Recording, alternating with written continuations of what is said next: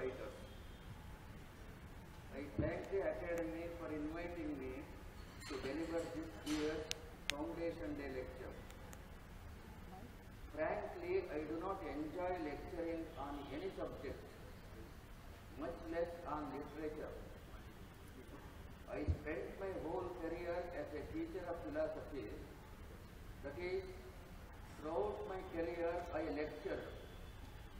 But as I grew as a novelist, I realized that whatever I lectured on was all borrowed stuff, and there was nothing original of mine, and that I could express my originality only in my novels. On my retirement, I thanked God for relieving me from lecturing, and this relief enabled me to write some of my most important novels. In this background, I believe you will kindly excuse my not giving a learned exposition of any literary theory or current ideology. Since this is the 60th year of the founding of this institution, I propose to give an overview of the issues that our creative writers encountered during this period without assuming that each writer involved himself or herself with these issues. During our freedom struggle, almost all our writers were concerned with discovering India, and they tried to understand the motherland through Vivekananda, Aurobindo, Tilak or Gandhi. But the writers of the post-independence era were engulfed by a totally different intellectual atmosphere. Though Nehru claimed that he was the political inheritor of Gandhiji, and Gandhiji himself anointed Nehru, Nehru did not believe in the Gandhian philosophy, Gandhian economics or Gram Swaraj. He was more a product of Marxism of the Soviet type. He believed in centralized planning, big industries and state-controlled economy. He did not use the brutal state force like Stalin and Lenin to implement his policies because there was no need to use it. And the people and the press gave him enormous power even in the democratic forum. Gandhiji's faith in God and Dharma had no use for him. Suddenly, in less than a decade, the general outlook of the intelligentsia was changed.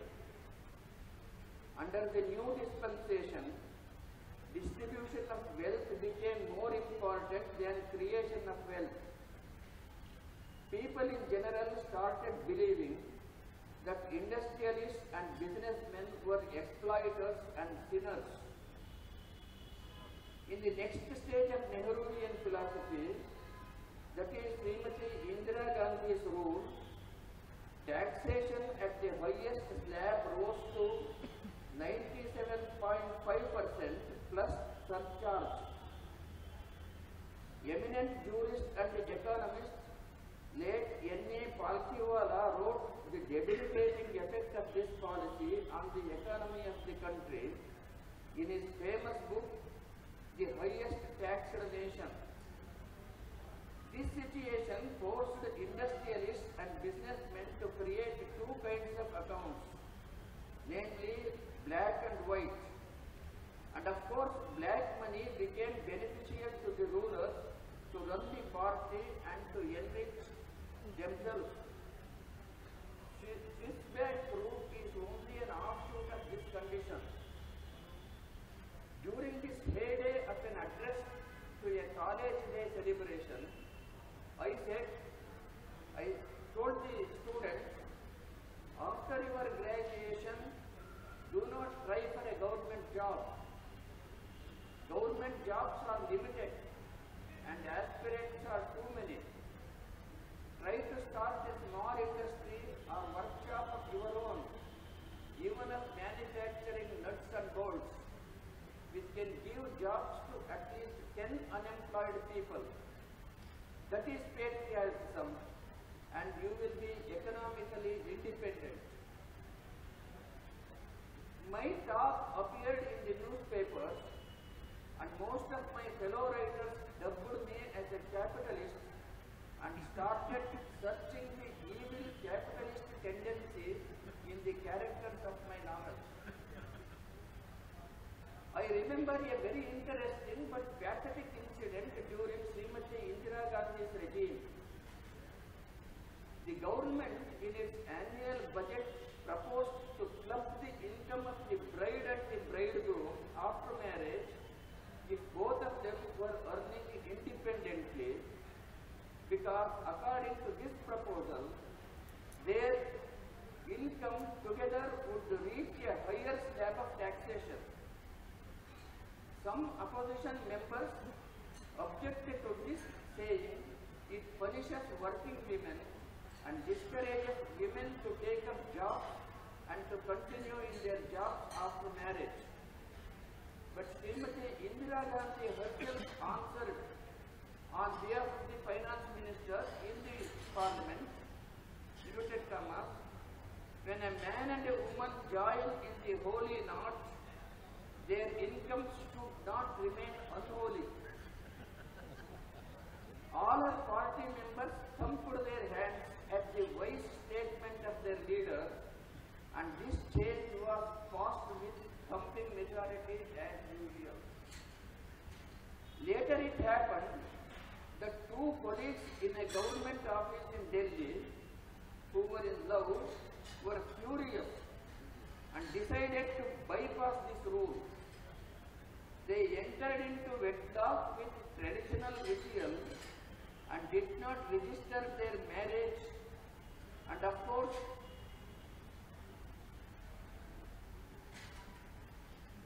did not mention it in their income tax returns.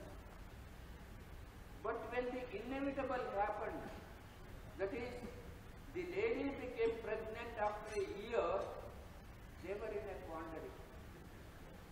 I did not hear or read any writer writing on this theme of national critique.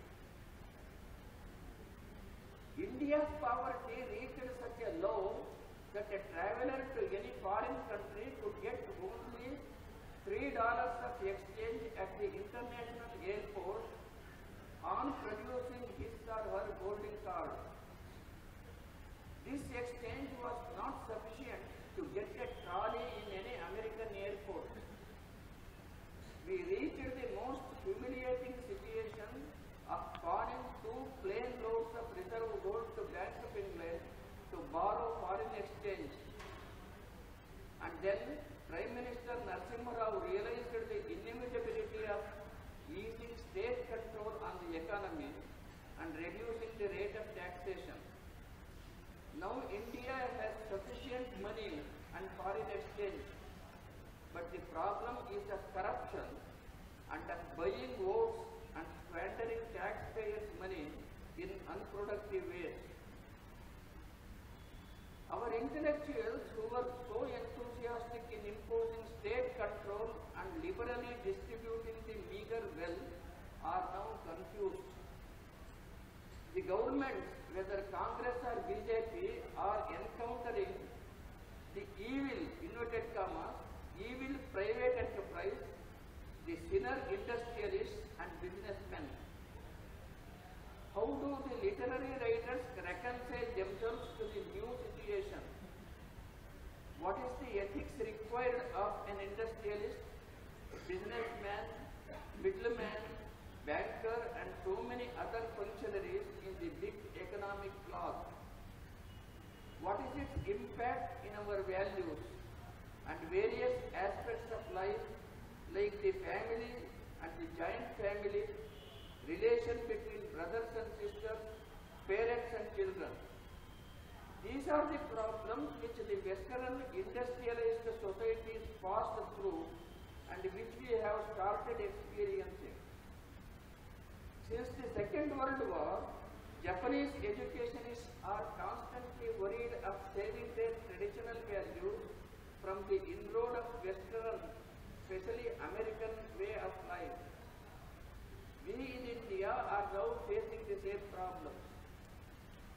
want Western companies to set up their manufacturing units in our country. We want our youngsters to study in American universities and settle in that country and send money order in dollars to us. Our youngsters adopt American ways and mindset even before they apply for the visa. Economic liberalization without our being carried away by Western style of life is a great challenge to our nation. It is a greater challenge to us, the literary writers. I have made my lecture into 4 different parts. This is the first part. Second part, in the latter half of the 19th century and in the beginning of the 20th century, due to English education, almost all the Indian languages received impetus from Western literature in the genres like novels, short stories and poetry, and grew with freshness and new vigor. Though the impetus was from Western literature, it made Indian writers search their Indian roots in the new genres. This search became a part of our freedom struggle. But soon after independence, many of our writers started borrowing the Western contents along with the Western forms. Thus, many of our writers became French existentialists, Marxists, Lawrencians, and whatever the new experiments that were taking place in the West. Thus, they produced pale shadows of their Western masters. Third part. Before independence, Sanskrit was taught to high school as a subject in most of the states. After independence, under various changes and reforms led by the central government commission, Sanskrit became an unimportant subject, and most of the school students either do not choose it or majority of the schools does not have a Sanskrit teacher. By the time a student becomes a grown-up person and develops interest in creative literature, it is too late to start learning Sanskrit with Amarkosha and Tarakas. The result is most of the new generation Indian writers do not have any direct touch with our cultural and literary roots. In about 1967, I happened to attend a technical terminology meeting conducted by the UGC. Science professors from all the states of the country were the participants. It was noticed that in almost all the Indian languages, science terminologies like Amrajanaka, Jalajanaka, Ingalamla, Geometry, Trikona, Chatushkona, Saralalekha, Vakralekha, and many words were common. Many words were common in all Indian languages, because all these words were derived from Sanskrit. It was felt that if all the Indian languages have common technical terminologies, it is so easy to translate science books from one Indian language to all the others. Since in advanced level of science, language becomes more symbolic and technical, it is easy for students to refer to books written in other Indian languages, provided they are printed in a common script. What an easy way to achieve educational and intellectual integration in the country. But we must have grounding in Sanskrit, at least up to high school. Way back in the latter half of the previous century, the government of India created a national institution for providing equivalent technical terminology which were used in the various sciences and technical subjects. This institution was later renamed Commission for Scientific and Technical Terminology, which was entrusted with the task of producing equivalents in all the sciences from A to Z. A standing for astronomy, Z standing for zoology in all the Indian languages. In the 70s, the Government of India started another project entitled Production of Textbooks for Regional Languages, which was continued for more than a decade. Under this scheme, hundreds of textbooks and reference books were translated into Indian languages. It gained momentum with the establishment of National Knowledge Commission and its subsidiary, the National Translation Commission, whose main objective is to provide translation of knowledge texts in all the 18 languages of India. This is a great project whose success depends on knowledge of Sanskrit. But because of the reasons we noted above, Sanskrit has almost completely vanished from our schools. It is obvious our educational planning is moving with cross purpose. More than science and technology, we the literary writers need the foundation, at least at the elementary level, of Sanskrit to give depth, sharpness and precision to our expression. But in some parts of the country, Sanskrit is hated because it is considered a language of exploitation by the upper caste and an instrument of Aryan expansion and all kinds of theories created and taught by the imperialistic historians and currently perpetuated by angry academics and opportunistic politicians. There is a strong tendency even among some literary writers to dub anyone who speaks of the utility of Sanskrit as saffron. Fourth unit. This is a very important unit. Another very dangerous and destructive effect on Indian language is the proliferation of English medium schools. I do not know the situation in Hindi-speaking areas with central government support and promotion of Hindi. Just this morning, a very learned Hindi writer met me and he read this lecture and he said the situation is almost the same in Hindi areas also. But the position of other languages is different. I will briefly explain the situation of Kannada and you may compare it with the situation of your languages. In Karnataka, every city and town parents prefer to send their children to English medium school because he or she dreams that his or her children will become a doctor or engineer and go to America for higher studies and settle there, or that on return from the US will get a fat salary in an international software company in Bangalore, and that to reach this goal, English medium right from the nursery is the only way.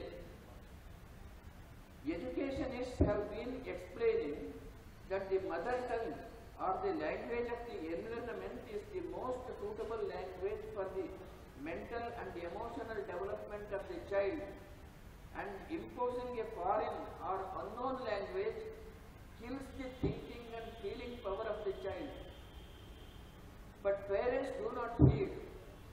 Businessmen who entered even education field exploit this craze of the parents and start English medium schools from nursery to pre-university and charge enormous fees both annual and at admission stage. The parents run into debt and even mortgage their houses.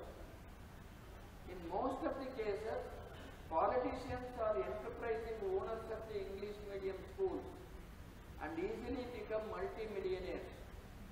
They even say, why should only city children progress with English medium and rural children be deprived of progress? And they are opening such pre-primary, primary and secondary schools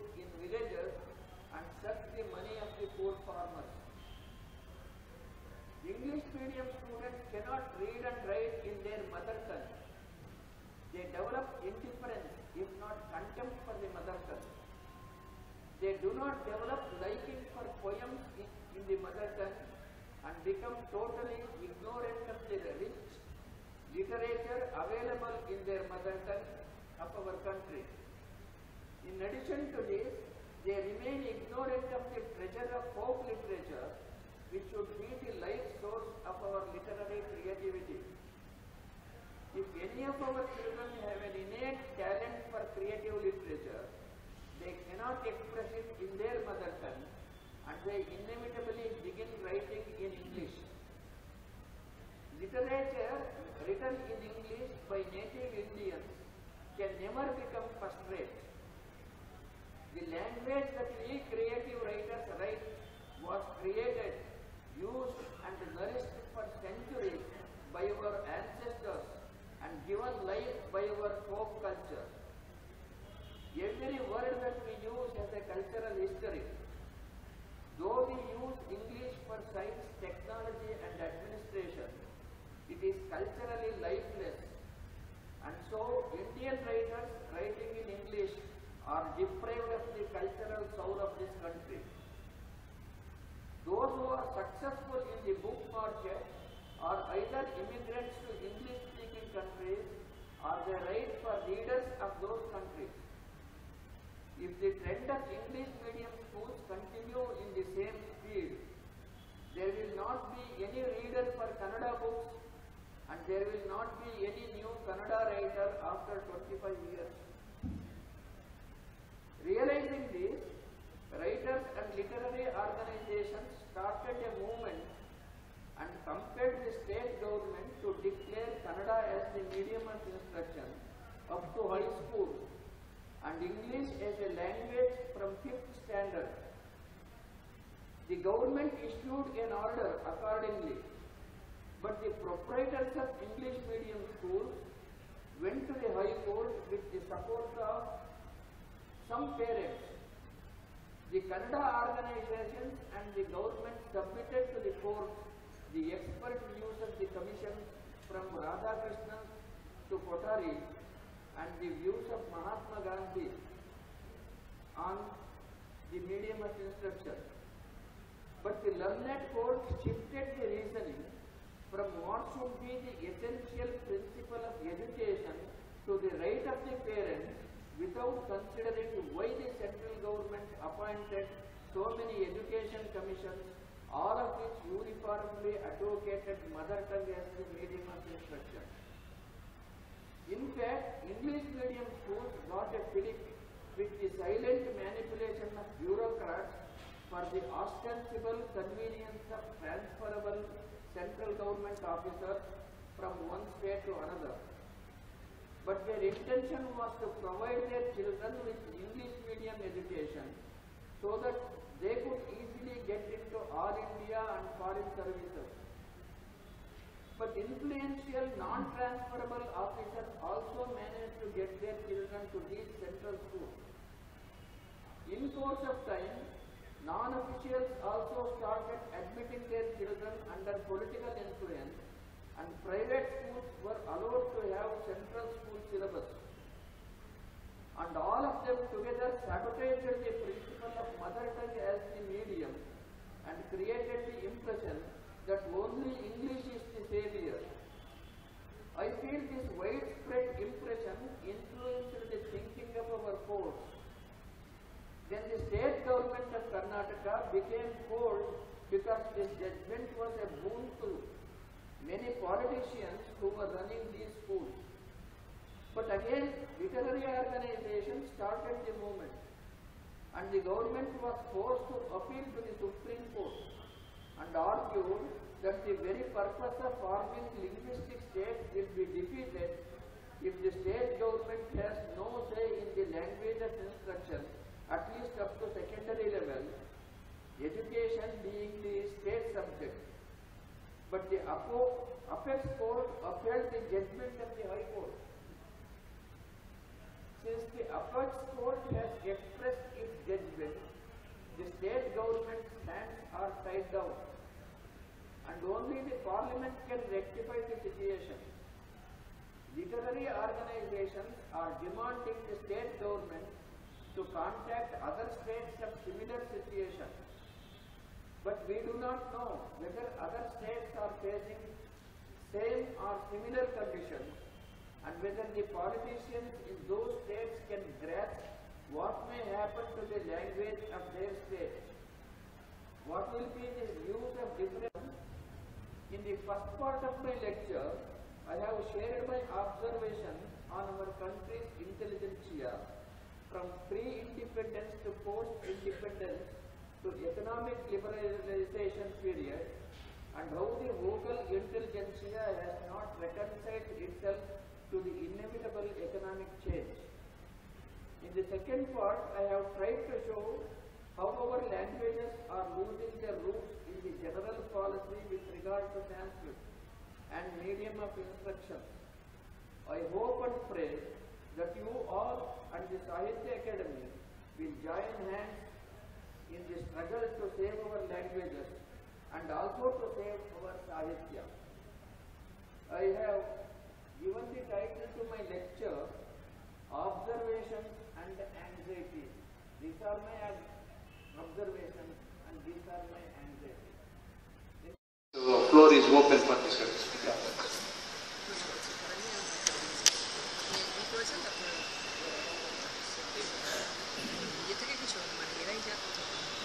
Good evening, sir. I'm Commander Batra. I am a naval officer, and I really appreciate from my heart because I have studied in Karnataka, and I must say with pride that although I am a non-Kannada speaking person, I can sing you a song in Kannada because I represented the Karnataka Directorate in NCC Prime Minister's Rally in 1984.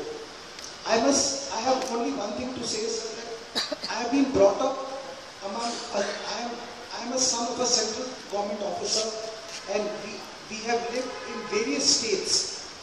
But I am a person who has developed love for Hindi as a mother tongue, and wherever I went in various parts of the country, like in Kannada or in Gujarat, I have developed love for it. I have translation directories, dictionaries in which I developed. And let me tell you, sir, a soldier is a person who was ancestrally ancient tradition because we consider it our strength. So why do not we give this agenda to a national population which is about more than 15 lakh, that we can assign some military regiments or the military to help. They have pockets which are regiment based, they are state-wide based, their mother tongue is like Dogras, the Sikh regiment. Although there will be certain protocol issues, it's just created thinking because you said. So is there some way we can use the military for of the population? But what I am speaking is, in general, in Karnataka, many people come to see me and they bring their grandchildren, and those grandchildren ask me, those grandchildren who are doing engineering or medicine, etc., they ask me, sir, how many of your books are translated into English, and tell me the names of the publishers so that we can read your books. They are all Kannada children. And then I asked them, why don't you read in original Kannada itself? They say, we don't know how to read Kannada. Almost all the city children do not know Kannada, do not know how to read Kannada. And the trend is spreading to towns also and gradually to villages also. That is why I think within next 25 years there will not be any Kannada reading population, educated Kannada reading population, and also there will not be any Kannada writer, because all these children, if they have any capacity or any talent to write literature, they cannot write in Kannada and they try to write in English. And Indians writing in English, it is my firm belief cannot produce any first-rate literary work because it is not our language. An Indian can write first-rate literary work only in his mother tongue, that is, only in one of the Indian languages. And this I can illustrate by taking the problem of translation. My books are translated into almost all Indian languages.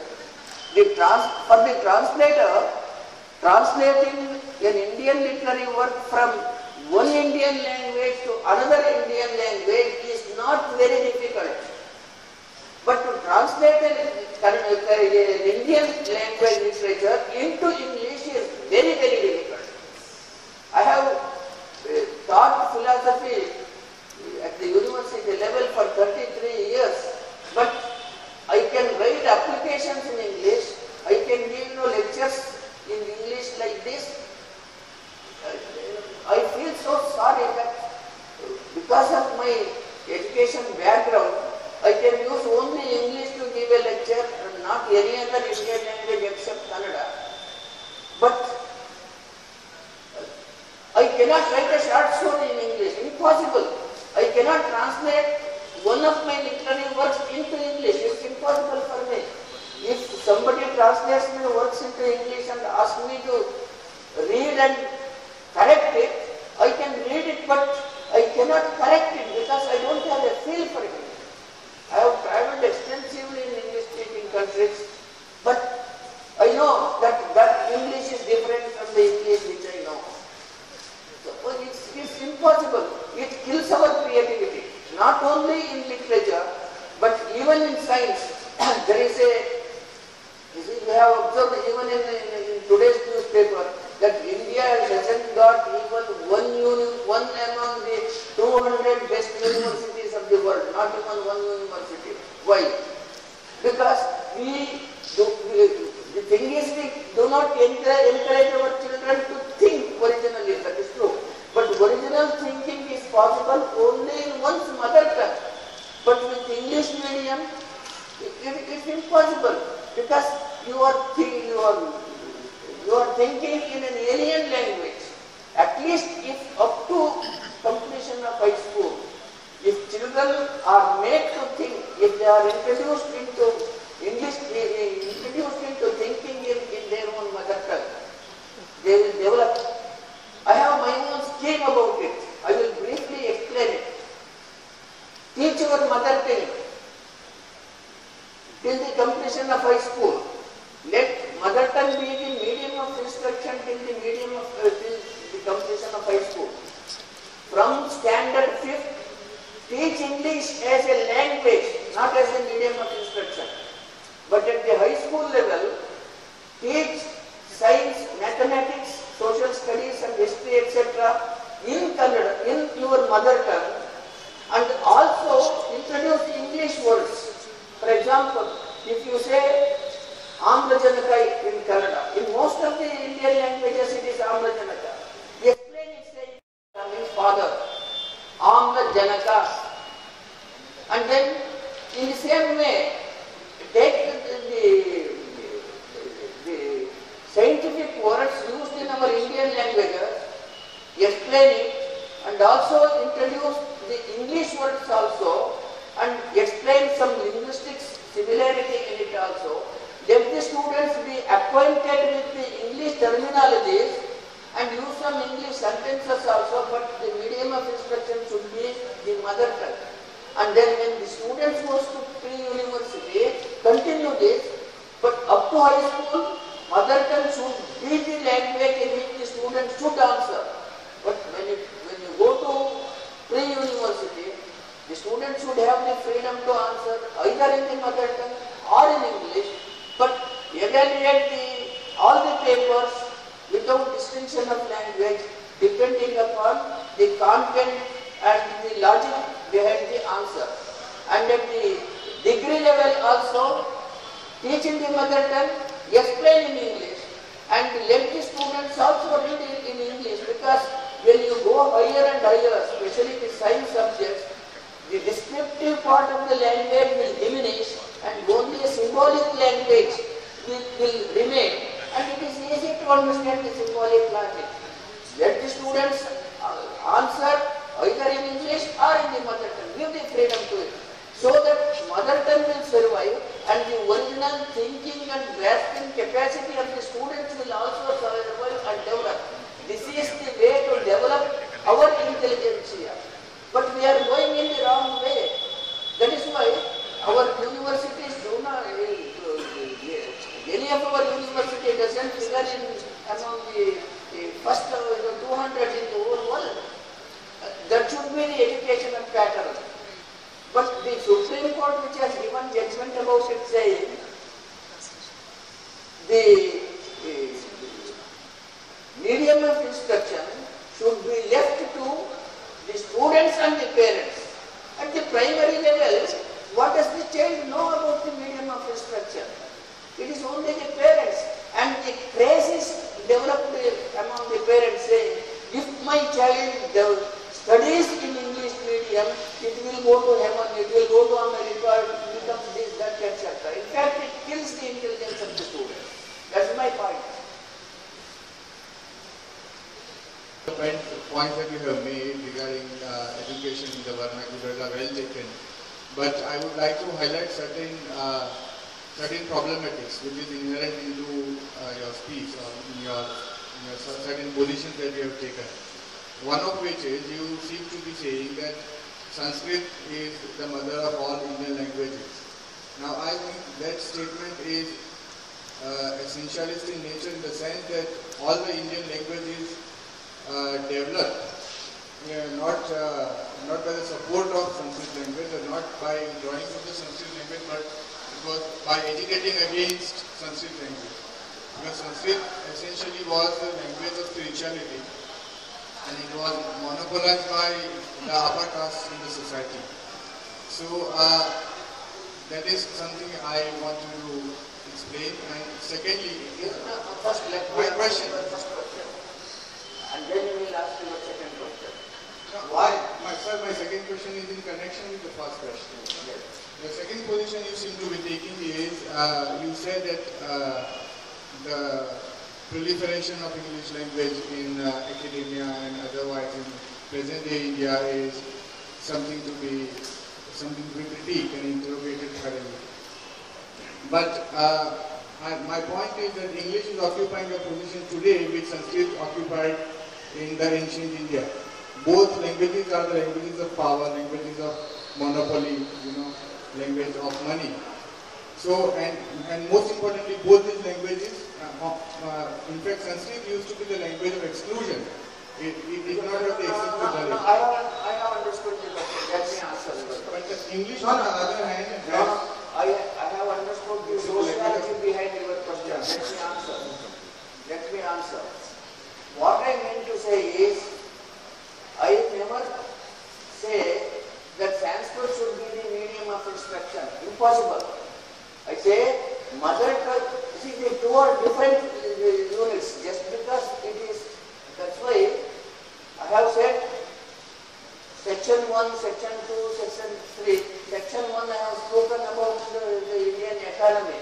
It has not, though indirectly it is connected with the medium of, indirectly it is connected with the medium of instruction. Sanskrit also is indirectly connected with the medium of instruction. I maintain that medium of instruction should be Sanskrit. But if you go higher and higher, there must be technical terminology should be in the mother tongue. Sanskrit is the most suitable, Sanskrit has the most suitable technical terminologies because all these are scientific terminologies.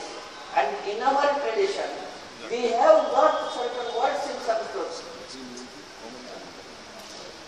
I have mentioned here that in 1967 or 68, I attended a technical terminology commission held by the UGC in Delhi. And there they discovered that in almost all Indian languages, science terminologies are almost the same, except some regional variations. Now what happens is, if these terminologies are used with some commonality,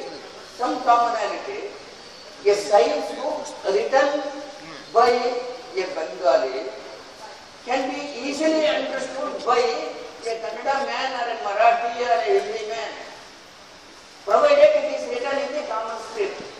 A science book written by a Kannada man can easily be understood by the Hindi man, because as you go to higher and higher level in language becomes less and less descriptive, more and more symbolic.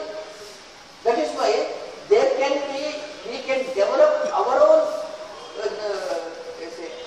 science and our own thinking instead of depending entirely on English language. Now, to say, if we do not have a complete mastery over the English language, what will happen to our learning of science? What do the Germans do? What do the Japanese do? What do the other European languages do?